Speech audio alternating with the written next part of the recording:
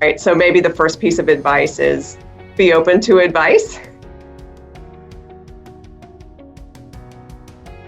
In my 20s, I would advise myself to network more. I think a lot of women are uncomfortable with the word, with networking. They think it's maybe selfish or not a good use of time. It is a great use of time. You find that you can help other people and other people will help you. Find a mentor, someone who has the kind of experiences that you're looking for, someone who you believe can be candid and transparent with you and can act not only as a mentor, but perhaps as a coach and confidant. To have an open mind, that's a big thing, being open-minded and knowing as women, we think sometimes we have to know it all and do it all, knowing it's okay to say I don't know and to slow down and just speak up when you don't know and just be present, be present. You need someone in your corner who's not only invested in your professional career, but also invested in your personal development. Be authentic.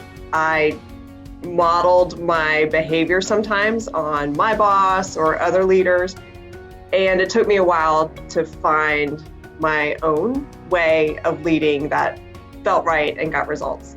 So be who you really are, because when you are your authentic self, that's the easiest thing to be. And find a position that values you for your authentic self. Just be genuine. The biggest thing with me is I'm just genuine, genuine with what I do. So I tell a lot of people, if you don't want to know the truth, don't ask me because you're going to get it. Never feel like you have to compete with the boys. And I remember a time when we were at our grandmother's house during the summer and I had to play all the boys' sports. It meant I had to play football. But this time they were playing shirts and skins. Well, I was on the skins team. My grandmother came outside and she scolded me for having my shirt off and explained that I cannot do everything the boys do.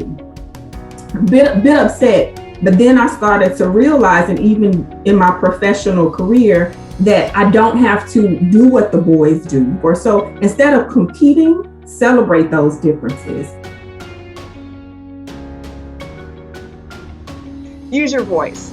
So I can't tell you, and it does still happen sometimes, how many times something happened and I wish I had spoken about what I already felt in my gut.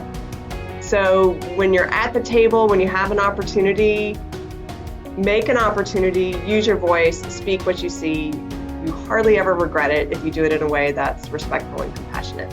And letting people hear your voice, stand for what's right and stand up when you can and speak for what's right.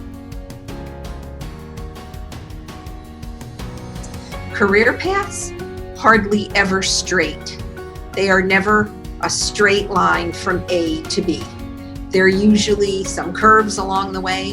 And what I would tell my younger self is enjoy the journey. You can go farther than your mind. Your mind, you've been battling with your own mind, but to release that, and now I'm doing all kind of things, honey, that I never thought I'd be able to do before. I definitely feel this is a great time to be a woman in leadership, especially in Wellpath.